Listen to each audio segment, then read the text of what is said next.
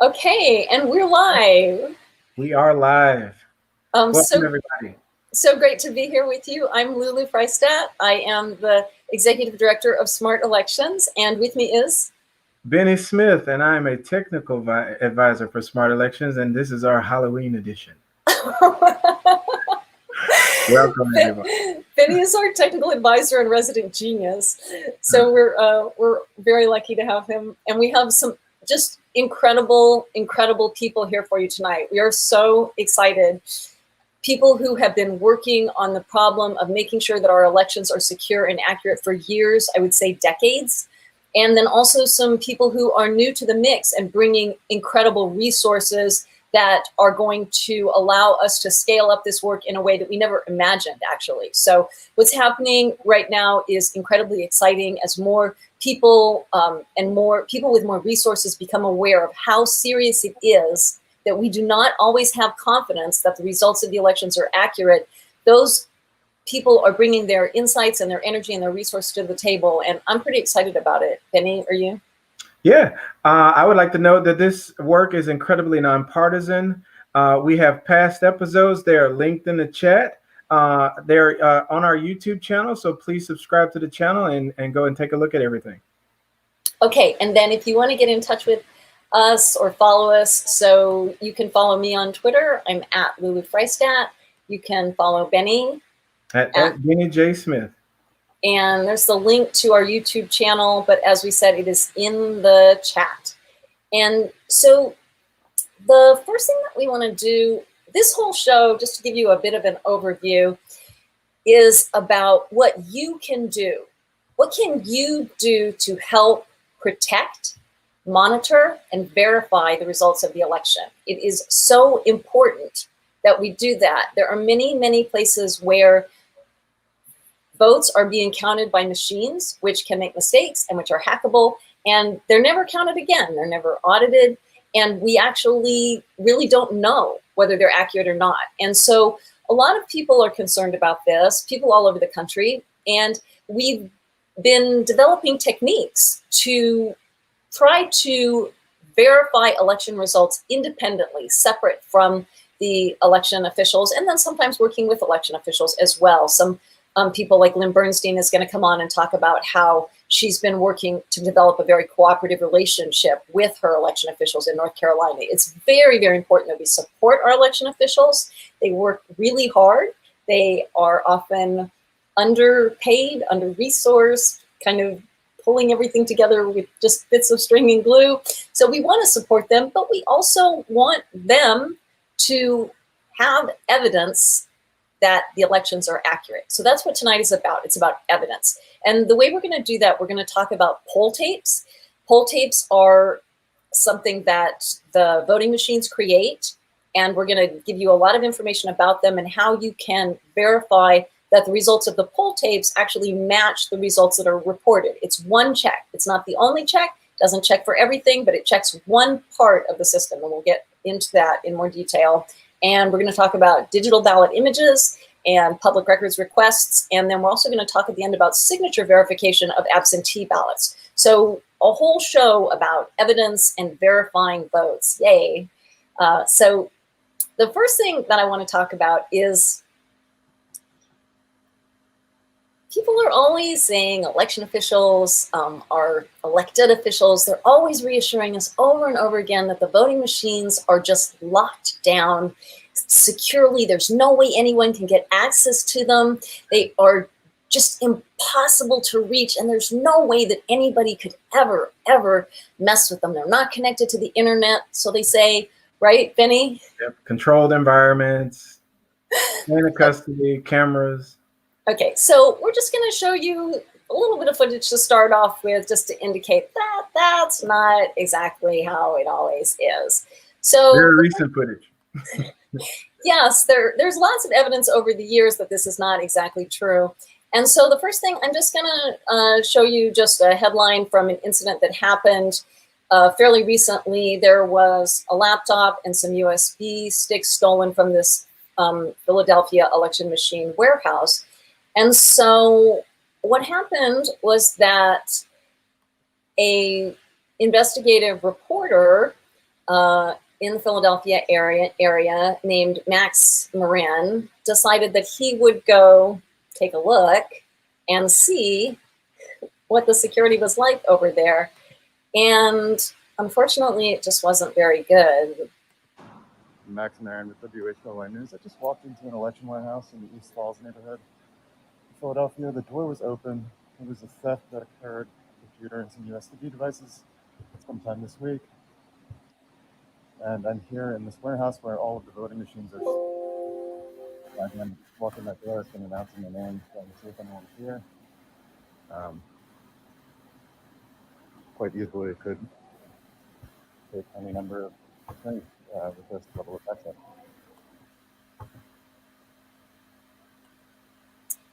So that's a little disturbing there.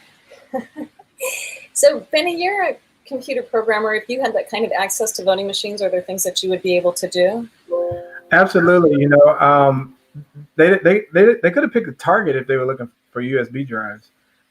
So there is obviously something about these USB drives that are specific to the elections and why they would be a target in the first place.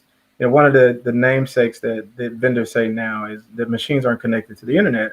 But when I'm traveling the country and I'm demonstrating the proof of concept fraction magic, I'm running it from a thumb drive. And I always tell people that I wanted to pick that thumb drive because nearly every piece of hardware that runs election software interfaces with a thumb drive at some point. And that is beyond scary when you consider that a whole warehouse has thumb drives that has gone missing in Philadelphia. All right, and so let's just to break that down a little bit because not everybody's familiar with all of your lingo. So when you say you travel the country doing fraction magic, Benny has developed a proof of concept that basically demonstrates how in many voting systems running today, it is possible to actually tabulate the votes using fractions, which might mean, say, for example, that my vote would count for 1.5 and Benny's vote would count for half, in which case my candidate would have a much greater advantage in winning the election. Reasonable head start. Right. Or any other number of permutations. The one that you demonstrated when we were at the Senate, from what I could tell, was you just put in the percentages that you wanted the candidates to have. Yeah, I put what I wanted them to win by. Right. That was delivered through a feature inside of election technology using a USB device. So USB devices are reasonably important pieces of hardware to keep in control or away from election technology. So there's a couple of things that are concerning here. One is that these USB drives have gone missing. So we don't know what information, what data someone has pulled off of them, or if were they swapped out and some other USB drives were put in their place. That was actually how the Stuxnet hack took place with just random USB drives. And then also with the reporter Max Marin there demonstrating that anybody could walk in and do any number of things. You could take your own USB stick, put it into any of these machines and infect them with a virus. And then I also just want to point out that this is not an isolated incident by any stretch of the imagination.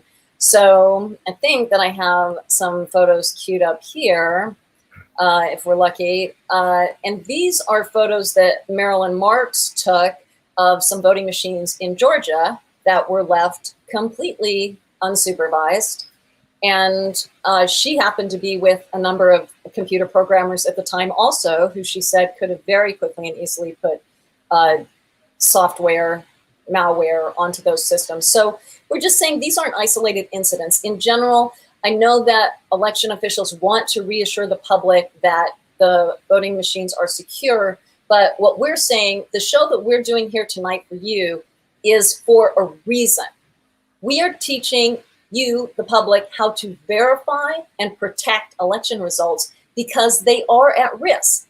And these are computers, and there's actually no way for us to know if they've been, if they've made mistakes, if they've been manipulated in some way. And so we're going to teach you techniques tonight to help you find those problems. If those problems with results exist, that's why we do this work, is to find those problems, or to give you confidence that nothing has happened and the results are correct, which is another really, really great reason to do this work. We understand that this is going to be a contentious election and that it may be very necessary to have evidence that the results are correct. And so that's why we're doing this work tonight. So the first guest we're going to bring on, we're going to come back with Benny later because he's got some great stories to tell us. So thanks so much for saying hello to everybody, Benny. We're going to move on to our next segment, and we are going to introduce you to a gentleman named Didge. Hi, Didge. Hey there, how's it going? Great. Thanks so much for being with us. My pleasure. And just go ahead and introduce yourself.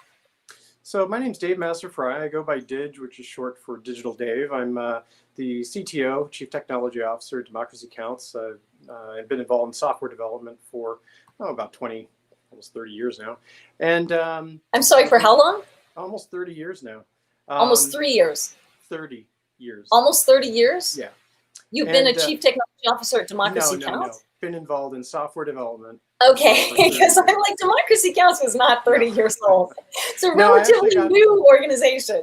Yeah, no, Democracy Counts really got started about 2016 looking at elections, and I got involved last year because I have a relationship with the founder, Dan Wolf.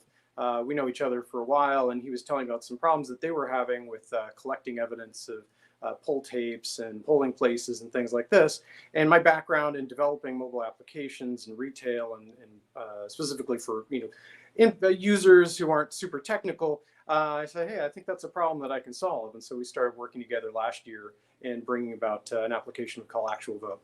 Okay, so that's Actual Vote. And then I'm just going to show a video now that will, I think, help people kind of get I think it's just going to help explain relatively quickly what we're talking about when we're talking about poll tapes. And in particular, what Actual Vote does is it takes a video of a poll tape. And you may just be going at this point, what is a poll tape? I don't even know what you guys are talking about.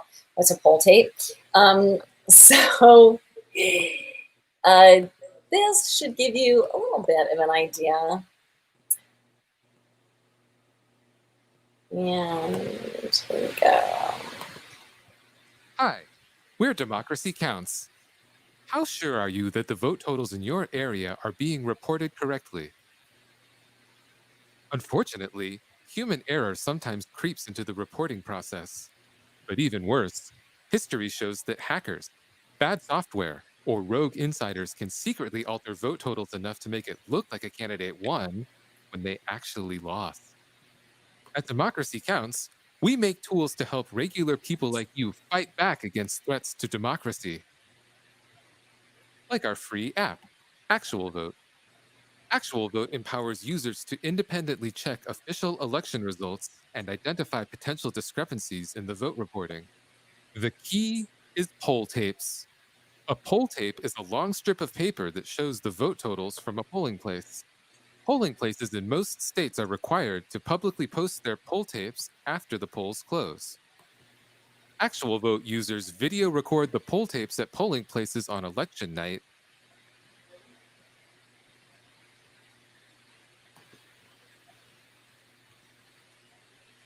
so they can be compared to the official election results. If the numbers are the same, that's great. You've just verified that the vote was reported accurately. But if the numbers are different, there may have been errors or foul play in the reporting. If this is not corrected, the evidence you gathered is admissible in court to challenge the official results. This can prevent an election from being stolen. Don't let bad actors get away with attacking our elections. Use Actual Vote and encourage your friends to use it in their neighborhoods. Meet up with other Actual Vote users in your area and create a plan to independently audit your local election. Visit our website at democracycounts.org for more information about how you can use Actual Vote and to learn more about other tools we're building to help improve the security of our election. So that's a video that just kind of gives you an overview. And I got a comment there about the closed caption features. I'm so sorry that I didn't run the closed caption, but we will get on that and make sure that we're doing that next time. And also that video is up on YouTube, so we'll put the link to that in the chat. If Dan, if you're watching, or Didge, when you get off, you can put the link to that in the chat so people can watch that on their own with the closed caption. And we'll try to be more conscious of that. We're really trying to be very cognizant of voters with disabilities and making sure that they're included in the process. It's very important to us. So Marnie, thank you so much for pointing that out. And so I think that gave us an overview. And what, I want to just see if Jamie is on here. Did we get Jamie on? Jamie Friend has been doing an audit in Broward County, and they've been doing an incredible job there. They've actually done audits already with using the actual vote tool for the March and August elections and the August primaries, and they did discover quite a few discrepancies. What Jamie told me when I talked with her just a day ago was that approximately 20% of the poll tapes that they looked at had discrepancies between the reports that were between the results that were reported. And that's very concerning, because what that means is that somehow between the poll tape being printed and the results being reported, something has changed. Right. Those results should be the same. The totals that come out of the voting machine should be the same as the ones that are reported officially. And when they're not, then we're concerned that maybe could there have been a mistake made in the tabulation? Could there have been a hack in the tabulation? So when we're seeing those discrepancies, then that is very concerning, and that is why we're doing this work. I do want to make one comment about that video that I've told Dig and the director Dan Wolf about also. The video kind of implies that once you've done that check with a poll tape, that you've confirmed that the results are absolutely accurate. And what you've done is you've confirmed that one part of the process is accurate. That's right. It's not, there's many phases, in the whole process. And what we're specifically focused on is that reporting phase. And so we say explicitly, what you're checking on is how the reporting is going. Is the reporting accurate? Now, that doesn't mean that the machines weren't hacked and are emitting invalid results, like with the fractional magic that Benny has been talking about. That's kind of a different class of problem, and Actual Vote can't deal with that. But it can deal with a class of problem where people lose poll tapes or manipulate poll tapes. And right now, nobody really pays attention to them. So they're a right target for fraud and error. Right. And so what we're saying here is that there are multiple stages in the process that need to be checked. Right. So this poll tape can check that the reports from the voting machines are reported correctly on the actual results. Then moving backward from that, we'll also show you techniques how to check that there was no problem in the actual voting machines themselves. And then another check that you'll want to think about is chain of custody, which is very important, because if the chain of custody has been broken, then we don't know what's happened. And that's a whole nother thing that has to be checked. So there's many stages to checking that elections are accurate and secure. And this is one tool for one part. So what I'm going to do right now is bring on Lynn Bernstein. So thanks so much for all of that information, Dig. And Lynn, we're going to have you just talk a little bit about what you're doing in North Carolina, because you're hoping to either use this tool or another tool that we're going to show people called CSAY 2020. And you've already got yourself up and running, and you've got your website with a project going. You want to tell us a little bit? First, just introduce yourself. Okay. Yeah, my name is Lynn Bernstein, and I used to do aerospace engineering and integration and test. And about 4 years ago, somebody mentioned that they didn't think our elections were as secure as people thought. And I immediately said, well, of course, you're wrong. People are looking at this, and it turns out people weren't looking at this in North Carolina. And so I decided to start Transparent Elections, NC. And so we show up. That's what we do. We show up and observe. We show up and help our elections officials find out what they need. We pretty much observe testing, canvasses, audits, and right now we've launched a program called Validate the Vote, and it's just what Dig was talking about. We're sending volunteers out into the precincts on election night, and they'll image the poll tapes, and then we'll go ahead and verify that the counties have reported that accurately. And ultimately, we want the confetti like Dig's video showed. We want everything to match, and we hope that it does. But if it doesn't, we want to know that too. And so, yeah, if you would like to help us out, you go to transparentelectionsnc.org, and you can sign up to do the Validate the Vote project, and you can help us validate our votes here in North Carolina. I think that's terrific that you're doing that. And I'm just going to bring you both back on screen and just see if we have any questions. Maybe time for a question from the chat. Did anybody have any questions for Dij or for Lynn? I think one thing we can do is we can show, well, if somebody puts a question into the chat, we can show the actual video of the actual vote. We have Dij doing a demonstration of that. And so if anybody wants to type a question into the chat while we just watch this video.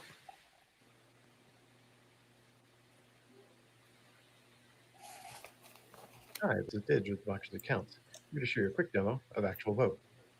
To get started, tap the green icon and launch the application. And find yourself a polling tape. This is a polling tape that you can print directly from the application by going to the menu and tapping Print Instructions. All right, to get started, tap the video icon, video camera in the top right-hand corner. Line yourself up with the tape. Try to get the whole tape in the frame. Tap video, start with the recording. Let's move slowly down the full tape. And when you're at the very end, I'm gonna cut it short here, get the idea. Then tap use video to submit it. That's all there is to it. Thanks for watching. Okay, so I just want to double check that I've turned the audio off there for that, so we don't sort of have that come back later. I think we're okay there. And so I think we're going to be answering your questions here. So I have a question, several questions here. We're going to talk about how we can get this program into different campaigns. And I've got another question. When are the tallies from absentee ballots added in? Are they reported separately from the poll tapes? Great question. Yeah, so it's really different in every state. In North Carolina, we scan all of our absentee ballots ahead of the election. We're doing that process now. I encourage people to get involved in watching those if you're in North Carolina. And then on election day at about 2 p.m., that's when we will tally our absentee ballots. But the public will not get the totals until after the polls close on election night. So you're not, are you going to actually get poll tapes from the absentee ballots? You will? That is what we are working on. We've got confirmation from several counties that they will allow, essentially allow observers to come back into the Board of Elections and image those tapes from absentee and from all the early voting locations. Those machines get brought back to the county, and all those tapes get generated on election day. And right, so I want to just, yeah, that's a really important point. In general, early voting results are not released during early voting for a very good reason, because they don't want for people to know how the vote's going and, you know, possibly be influenced. Right. So if you want to get poll tapes from early voting, then that has to happen on election day. Okay. Yeah. And then I actually think that we have that poll tape. So let me just see.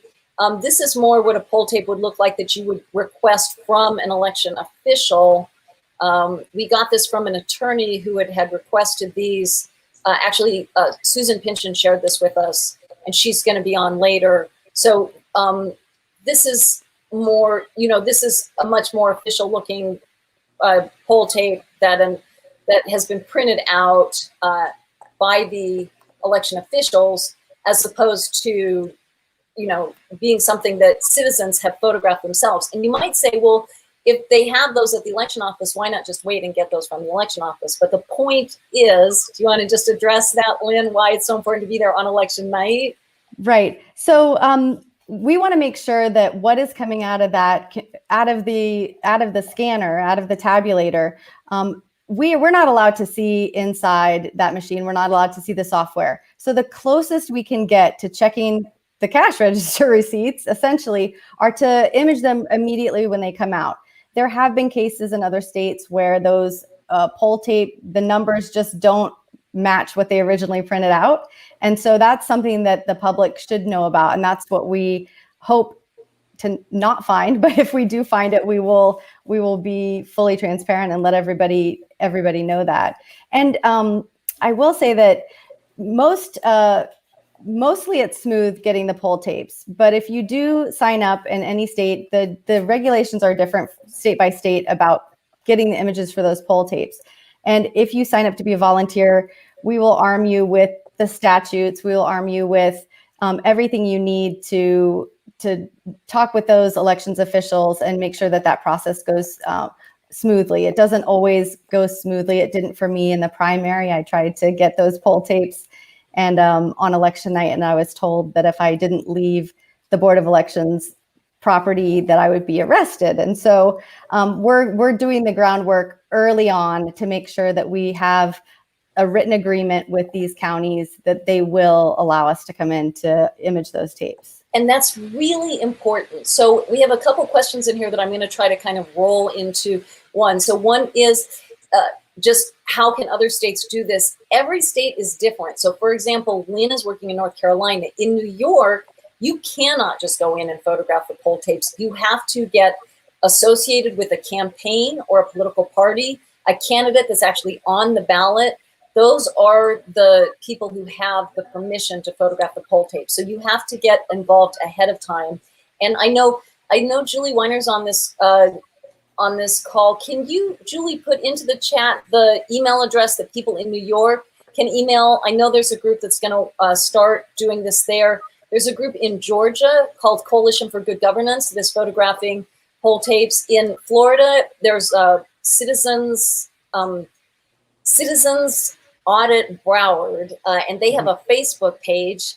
So the best thing I think to do, probably if you're interested in doing this work, is sign up for Scrutineers.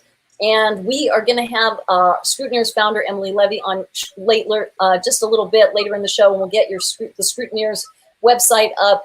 And there's going to be training on how to do this. And that's a place where you can probably connect with people to get the training, to learn how to do this properly. You always want to be doing it in letting the election officials know ahead of time, making sure that you're looking at the actual statutes, what you have the right to do, whether the poll tapes actually have to be posted legally. In some states, they don't. So you want to get all that information, and Scrutineers is probably a good place to do that and to, to connect with other people. So thank you guys so much for coming on. And we are going to just move right along now. So the next up, I want to welcome to the program Deepat, and go ahead and unmute yourself. And thank you so much for being here. Tell us just a little bit about your background, because you dived into this space, and it's like so great to have you working in this space now. So tell us a little bit about what you did before this. Thanks for having me on, Lulu. I'm an engineer. I live in San Francisco. I used to work in Silicon Valley quite a bit, but then after the last presidential election, my wife and I decided to start a non-for-profit called Democracy Labs with the mission of trying to introduce new technology into the service of democracy. That's what we do. It's a non-for-profit, and I work pro bono. And that's thedemlabs.org. Is that the website there? That's correct. And if people want to reach you, they would reach you through that website. That's the best way. The one unique thing that we've kind of found is there's lots of wonderful software that's used in corporations, and a lot of it is, believe it or not, free. But many organizations aren't aware of it. So what we try and do is find a need and then find the best software that's available and show people how they can do it themselves. So that's what we're all about. And this new platform that you developed is an example of that, the CSA 2020, or did you kind of have to do a little bit more than just that? It's actually, what's interesting is we didn't develop this. This is something that exists, and I'll give you an analogy, which is many of the people on this call might be familiar with Waze. That's the app which you have on your phone, and if you see a traffic accident or a pothole, it'll basically allow you to report it. Now imagine this, you have millions of drivers all reporting what they're seeing, but the software is smart enough to figure out in real time that, hey, there's a pothole ahead of you, and it notifies people, the drivers behind you, that, hey, watch out for this. So you can imagine the amount of sophistication that goes into that. So what we did was we decided to use the same software for reporting problems that are going on with elections in real time. So it's something that existed, we just applied it. And so we're thrilled because it's something that can work at really, really large volumes, and it's been around for over 8 years now. So that's what we do. That's so cool. And so I'm just, well, I have the, let me just check. I thought that I had the CSA 2020 map all queued up with some of my, so what I'm going to do is, so you developed this website called CSA2020.com, and what it is it's a map where people can upload documents and, or photographs of long lines, and it shows up on this map, which is pretty great. And I just want to, and then we connected with Deepak, and he said, well, what if you try to use this for poll tapes? And that can show up on the map too. So I'm just going to show a little video of how the poll tape, this is a little video that he made that would show kind of like how you would, if you wanted to use this app instead of say like the actual vote app, the other one we showed you, this is more something you can just plug right into a website. You don't have to have an app or anything like that. And you can take a picture of a poll tape, upload it, and it's going to show up on a map immediately. So let me just see if we can take a look at, yeah, can I go ahead and play this one? Okay.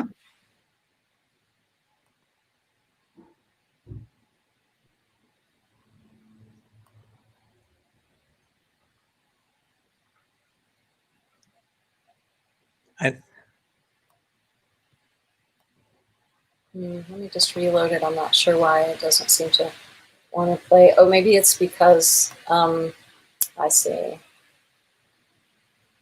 Oh, I see. It's not actually on a website. It's in a Google Drive. So I didn't realize that. I always thought it was on a website. So let me just, I want to show them the map. So let's just show them the CSA2020.com, and then from there we can see the map. So let's just start with that. So here's the form that if you're gonna use this, this is like really simple, and this is where you're gonna start. So you're gonna go to this website, and there's a form there, and it's pretty basic. You can fill it out, and it has your issue. Voting machine issues, long wait times, poll worker issue, voter check-in issue, and then poll tape has been added there, which is really great. And you can choose your urgency, not urgent or urgent. And then it can get the time and the location, and then you can upload either photo or video of the poll tapes. And this code is really great because we're going to be able to put the code in there so that you might put in the code for like New York, Westchester County, which might be NYWC, and then the precinct number. So we're going to be able to filter these. And then the other thing that's really exciting is that Deepak has been able to find technology where the poll tape itself can be translated into text, which is going to really save on the processing time, which is incredible. So let me just show you what that looks like.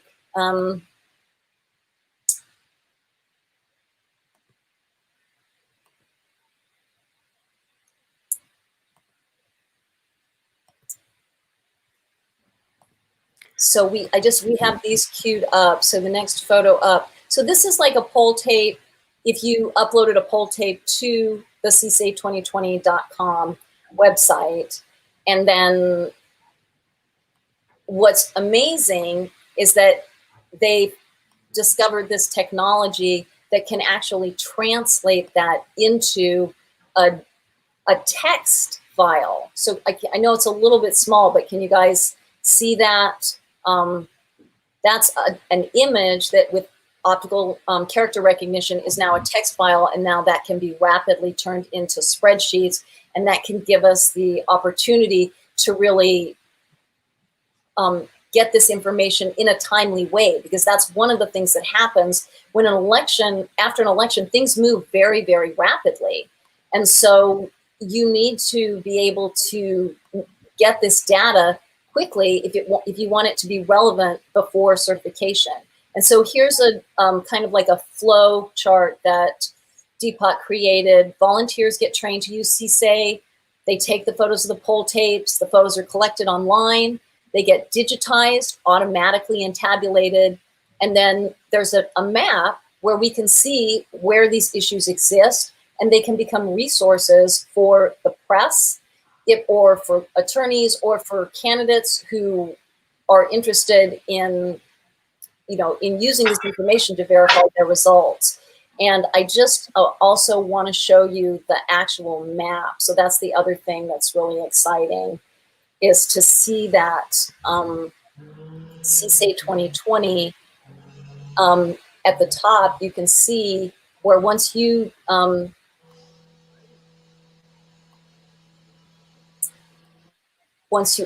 it, it goes to a map. So this is a map for 2020. You can see that these incidents are just starting to be placed there. But in the 2018 map, there was incidents everywhere. And so that is just incredible. You can really dive down into this map and see like what exactly, here we have an urgent issue, closed, moved polling location. And so each one of these incidents actually ties into data.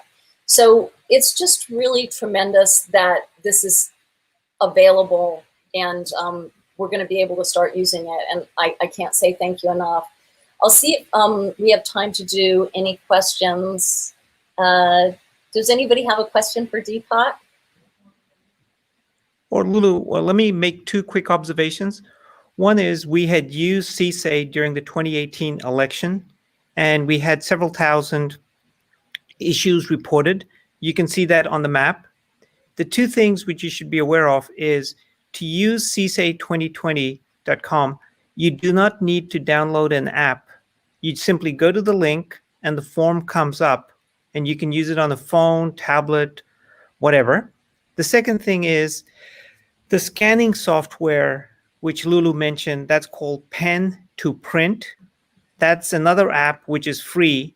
We had nothing to do with developing it, but it's wonderful because you can scan a photo and it will return text to you. The third thing I wanted to share was we're sharing the CSAE 2020 free of charge with different groups.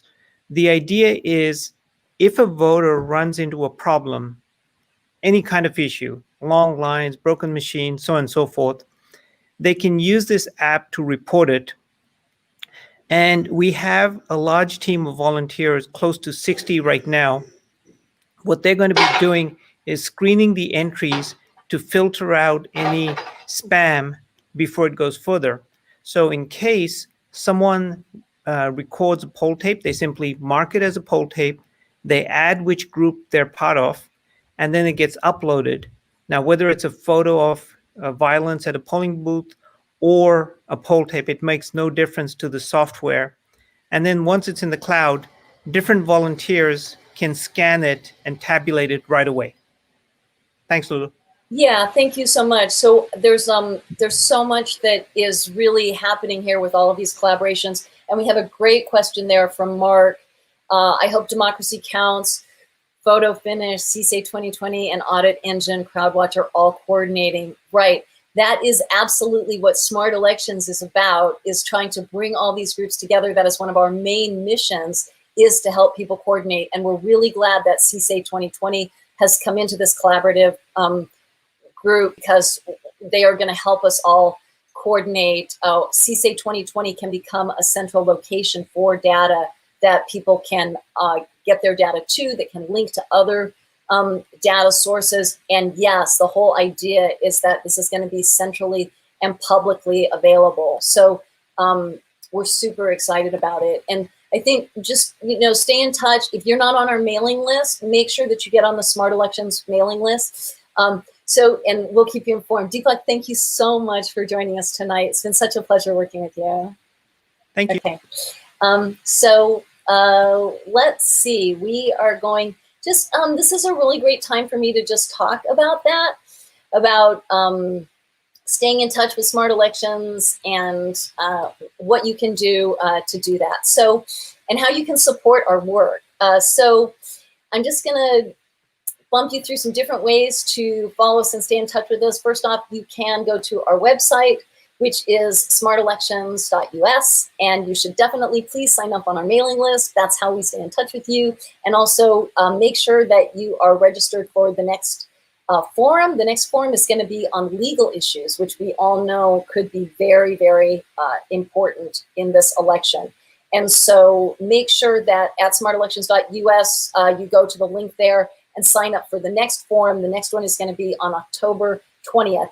And then one thing that we do ask of you, we're trying to do all this research for you. What we want you to do is to be the PR machine. We want you to promote and spread the word about this. Make sure that you're telling your friends and your family and sending out our emails and the invitations to your lists, because that's how we're going to really turn this into a nationwide movement to make our elections fair and accurate and accessible and transparent and verifiable, all the things that we so deserve. So make sure that you're spreading the word about this work. And then you can follow us on Twitter. We have a Twitter account. We are on Facebook. We are on Instagram. We are on TikTok. All of those links are in the chat. And you can support us financially. Please go to our website. We very much need donations in order to scale up. We need technology. We need to hire more staff. And we're suggesting that you give it's a tax-deductible donation. We have tax-deductible status. And we're suggesting that you give a $5 a month donation. And then the other thing that you could really do is sign up to volunteer for us. We definitely need some volunteers. So shoot us an email. Our email is contact@smartelections.us, and let us know if you'd like to volunteer. Put volunteer in the subject line. So we're going to bring on now Susan Pynchon, who we are very lucky to have with us. And Susan, thank you so much for being here. You're so knowledgeable about all of these issues. And there's a couple things that I want to do. One, we're going to talk about audits, official audits. There's an official audit that came back of Broward County, Florida from 2018 that was just shocking. And Susan, do you want to just introduce yourself briefly and then we'll talk about that? Sure. Hi, Lulu. Nice to be here. Hi. Yes, I'm Susan Pynchon. In 2004, I founded Florida Fair Elections Coalition. So that's 16 years ago. So I have monitored a lot of elections, investigated a number of elections in Florida and elsewhere in the country. So I'm a big believer in evidence-based scrutiny of elections. Yes. During and after. Susan is probably one of the most knowledgeable people about elections in Florida. Extremely, extremely knowledgeable about all of the statutes and working with election officials. So tell us about this audit from 2018. Well, this was really an extraordinary audit, and I wish it could be done everywhere in every county in the country. Broward County had so many problems, as you well know, Lulu, because Lulu really did investigate the 2016 election and found just unbelievable problems. And do you want to say something about that, Lulu, quickly, about your experience with Broward County, Florida? I queued this up. In Broward County in 2016, I did a public records request, and we found that in almost every county, the number of ballots did not match the number of voters who had voted. It was actually really shocking. You can see, these are all the discrepancies, and it was over 1,000 votes. Out of 211 precincts, only 19 Out of 211, only 19 precincts had the same number of ballots as voters, which is just shocking. And then again in 2018, an official audit came out, and you found the same thing, right? Yes, and this audit was done by the county auditor because of all the problems in Broward County. The Broward County Board of Commissioners actually asked the county auditor to do this audit. I think they regretted it at the end because the audit actually found that they could not verify the accuracy of the vote in 2018. So there were 293 precincts that had more votes than voters, totaling 885 votes. So same kind of thing that you found, Lulu, and just a number of other issues they had. You have some pictures of this, right? Yes. Do you have those there, or let me see if I? Yeah, I do have them. Hang on, let me just try to pull them out, and we can look at some of the photos from this audit. It was actually, I was stunned, and it's hard to impress me, but I can still actually. So. Yeah, can I actually scroll through that? No. Yeah, this was just the precinct totals did not match a later report about the number of voters that showed up. I'll just say a quick sentence about each one. It's a long long audit, so we just picked a few of the relevant topics. So again, this was two different reports on voter turnout, and one was 224,000 and one was almost 226,000. So the next slide. Can you explain that difference? No, they don't know why. These are just all, a lot of these were discrepancies that were never explained. They were never able to explain them. What was the difference? Well, you can see on the screen, the report of voter check-ins by precinct totaled 224,257.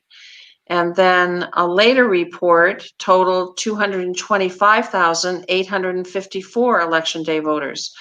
And it continued. I didn't put the whole paragraph. They were unable to analyze the second report by precinct. So they never were able to figure out why there was such a difference. So they just literally didn't know how many voters voted. Right. In addition to the wrong total votes, I mean, not matching in the precincts, I didn't know the total number of voters. That's right. This is just the paragraph where the last sentence says, based on the totality of these issues, we are unable to provide assurance over the accuracy of the November 2018 election results as reported. That's a pretty shocking statement now Broward County has over 1 million registered voters. So it's the second largest county in Florida, highly Democratic. All the errors generally affect the Democratic vote negatively. So it's very worrisome what goes on there. So do you have another slide, or is that all you? I think that's what we have time for in terms of the audit. So I think what that tells us clearly is that we do have a problem. So what we talked about in the first part of the show was how to address a problem how to find and possibly identify a problem after the voting machine tabulates the votes. But now we're going to talk about a way to look for problems in the voting machine itself. And one way to do this, and it's something that Susan herself has done quite a bit, is to do a public records request for what's called digital ballot images. We've talked about these a fair amount. Go back and watch. Remember, we said watch our previous shows. We talk about digital ballot images. Susan, just tell us basically, what is a public records request? Well, public records request is also called Freedom of Information Act request, or a FOIA. And every state has different laws that govern public records requests, but in general, government business should be open to the public. So the public has a right to ask for most records that the government produces, from emails to correspondence to documents to records to election records. So we have a right to see the records from an election. And to request them is as simple as it can be. You can make it very official and reference a specific statute, which whatever state you're in, you can pretty much put Texas statute public records and you'll get the law that governs that. but Right, that's one you thing that have I to be do a lot. fancy. If I want to do a public records request in a particular state, I'll just Google how to do a public records request in Massachusetts, and I'll get there's organizations that actually just have the language that you should use right there online. And now, why would we do public records requests for digital ballot images, Susan? Just explain that. I will. I like to say one more thing about that. It doesn't have to be fancy. Bev Harris in Volusia County in 2004 wrote a public records request on a scrap of paper for garbage bags they were throwing out that had poll tapes in them. You can just write and say, I would like to have copies of these records. So it's nothing scary. It's nothing you have to be afraid of. Just simply ask, but you can make it more official if you want. So you can do it by email or in person or real like an actual letter through the mail. There's laws that say they have to respond to you. Right. And so it can be, so don't be afraid of it. In other words, go ahead and ask away. So the digital ballot images, what did you want me to say? We've requested them all throughout Florida. 32 counties in Florida preserve the digital ballot images, and the remaining 35 counties do not preserve the digital ballot images. And there's a lawsuit currently in progress to try to force the other counties to save those images. Okay, so I just very briefly want to let people know a digital ballot image is a photograph that a voting machine takes of the ballot. And it's an actual photograph where you can see all the votes on the ballot. And groups all over the country are starting to really focus on these now and how to request them. Some states you're legally allowed to get them, some states you're not. In New York, we're not allowed to, the public is not allowed to have them, but we're probably going to work on legislation to change that or go back to court and fight it. So in the states where you're legally allowed to have them, groups are doing public records requests to get these digital ballot images immediately after the election, if possible. And then software is being developed to count them quickly. Ray Lutz was on the program on our last forum talking about Audit Engine, and he's been putting out more information about that now. There are ways to count these digital ballot images quickly so the public can do its own check on the results. And we're all trying to gather evidence. This is what we're all doing collectively, is to gather evidence to compare to the official election results. So we're going to leave it there. And Susan, I so appreciate everything you've done. Susan is one of my heroes. She's done so much work in this realm. And thank you so much for taking the time to be with us. We really appreciate it. Thank you for having me, Lulu. I appreciate that. Thank you. Okay. So the next thing, we're just going to spend a few minutes here at the end, and we're going to talk about absentee ballot verification. So the first person I'm going to bring on is Emily Levy, and we've had her on previously. Emily, hi, thank you so much for being with us. Thanks for having me again, Lulu. Okay, great. And Emily is the founder and director of Scrutineers, and you can find them at scrutineers.org. And we mentioned to people previously, if you want to get involved in the poll tape process, that is a great place to go. And just give us a very quick overview of kind of like, what is Scrutineers and why would someone sign up?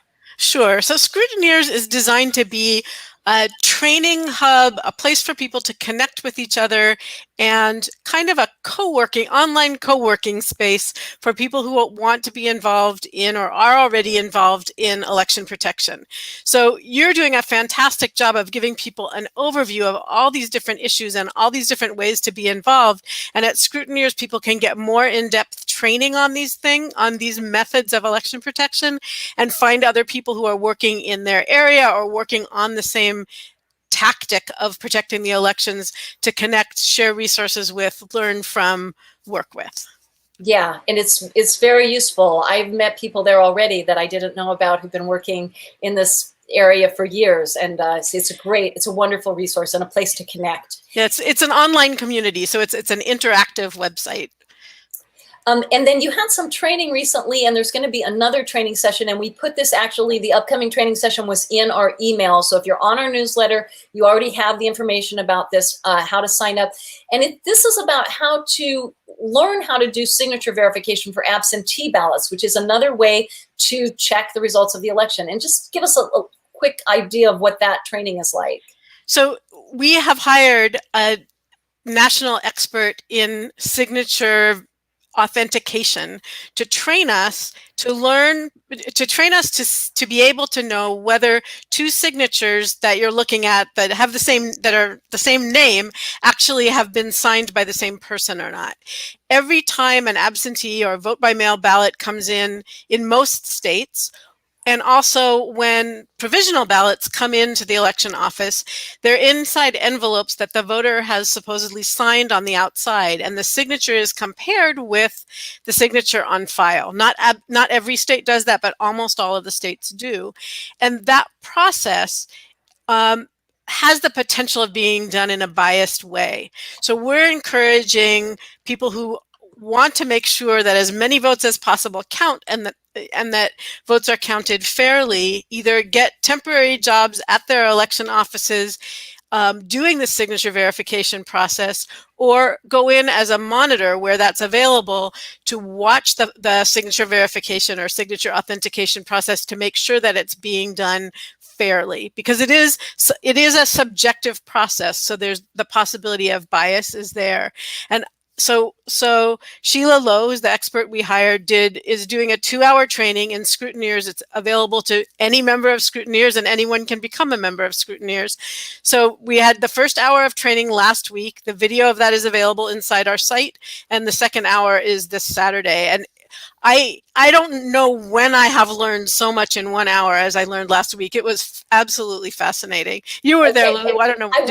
It was pretty cool. But I want to bring Harvey in now. And Harvey Branscombe, thank you so much for coming on and being with us. Glad to be here. Harvey is a long time, he calls himself an election quality advocate. And I think that's a wonderful way of, Hi, Emily. of phrasing things. And Harvey, you've done quite a bit of actual observation of absentee ballots having the signatures verified and the whole process. Can you just tell us a little bit about what that's like? Yes, it's crazy. It's really exciting. It's hard to get there. It's hard to watch because, and I haven't taken Emily's course, but I'd be very interested to hear about it. Mostly you're watching citizen election judges who've been temporarily employed, as Emily suggests you might want to be, to compare people's signatures. And this is the step that's taken at the central count, which is increasingly used under the pandemic conditions where people are less likely to vote in person, where their eligibility to vote is being determined. And it's been being determined with the voter not present. So it's crucial that it actually be done accurately and fairly, and with as little bias as possible. But it's very difficult because you don't have any ground truth there. All you have is you're looking at a signature that's a reference signature from a database that the state has collected. Sometimes they're collected from voter tablets, and sometimes they're collected from the last envelope that was sent back by that voter. But anyway, they're very variable. And then you're looking at often either an envelope of the actual ballot that contains the ballot that's still sealed and comparing that signature, or you're looking at on the screen a presentation of something that a scanner has scanned off the envelope. So there actually are voting related equipments that are involved in this, and those pieces of equipment aren't actually certified or tested. There's a great need for citizens to be watching and verifying the function of this, but it's kind of like the hidden elephant of the election. It's everything you need to know whether the ballots actually ought to be tabulated in the first place. Let me just, it seems kind of like I went to the training that Emily's expert did, and it was very hard to tell if a signature was valid. She showed signatures that were like just kind of a little wavy, and one turned out to be an actual forgery, and then others would be like, oh, someone had a stroke. And these decisions really matter, because I know in New York, in Brooklyn, about 28% of the absentee ballots got discarded because of various reasons. So if somebody is going to get involved in this, what would be like just the one piece of advice that you would give them about how to like try to make a meaningful contribution in making sure that valid votes get counted? Well, the most important thing is to find out what the law and the regulations and the local practice is about, and how much access can you get. and can you challenge or not a decision that's being made? In general, the comparisons that So are let me being just- made are very liberally construed. In fact, the law may actually say that. In California, it says they will liberally construe in the favor of the voter. So if the verifiers can find any explanation why two signatures might want to be matched, they tend to match them, in my experience. But sometimes it's worth challenging that, because there's a fair chance that the wrong signature will get through. In Colorado, that'll end up being the master signature for the next election, and the whole system will degrade a little bit at election by election. So you've made a big part of, I think, your ethic is really trying to be involved as a citizen, getting informed about the statutes, and doing everything you can to make sure that these decisions are made fairly and equitably. Would you say that? The key reason for doing that is because we're losing the precinct polling place. In Colorado, we lost it. We don't have it anymore. So citizens aren't watching other citizens vote anymore. And only people like me and maybe like you are going in, finding their way into the room where the counting is happening and actually watching how it's done. The voters aren't there to defend themselves. So the election judges are there to defend the voters, and you can be there to make sure they're being fair about it.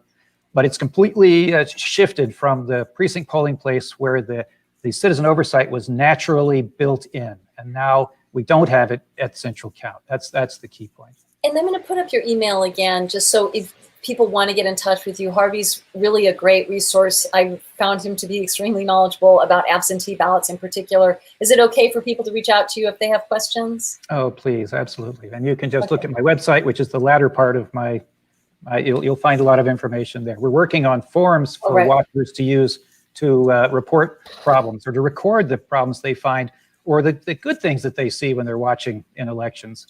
And all different layers, from within tabulation, within eligibility checking, drop boxes, and so forth. Okay, we got to wrap, but thank you so much for all the work that you're doing. Thank you both for being here with us. I really Thanks, everyone. appreciate it. And that's Emily at Scrutineers again, so go ahead and join her there. And then I know we're a little bit over time, but I'm just going to bring Benny back to say goodbye. And we want to look at one final image, and this is a poll tape, which will really motivate you to go out and take pictures of poll tapes.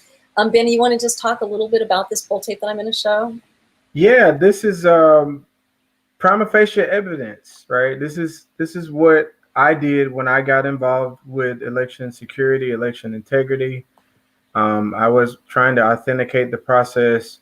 As Lynn Bernstein said, I wanted to get as close to the cash register as possible. What you'll find is data is not committed on election night. And well, before you introduce the poll tape, there's no real indication of what happened at any level of detail on election night. And then I found out about these poll tapes, and I saw that in our state, in Tennessee, they have to post them in the window. Shout out to BlackBerry, who's making a new phone next year. I went to a poll tape. I went to a precinct, and I took a picture with my BlackBerry of a poll tape, and it counted 548 participants. However, when the election was tabulated a few days later, that 548 participants had shrank to 330. So I just want to be really clear about that so people can see that there on the original poll tape, it was 548 votes at that precinct, and it was a predominantly Black precinct. Yep. And when it got reported, it had lost quite a few votes. It got reported as 330. And then do you want to just read off those other numbers and how they decreased? Yeah, so this precinct overall lost 40% of its value, but there was another candidate who had 175 votes, but it was only tabulated as 106. One was 88, and it was tabulated as 51. One was tabulated at what was counted as 162, but tabulated at 102. And the last one was 111, but tabulated as 64. So this is a significant loss in detail. There were more precincts that this happened to on election night. They were mostly in predominantly Black areas. And when we say loss in detail, we mean loss in votes. Yeah, bye-bye. Votes lost, right. Not somehow counted. And so that's what this is all about, is gathering that evidence so that the votes will be counted.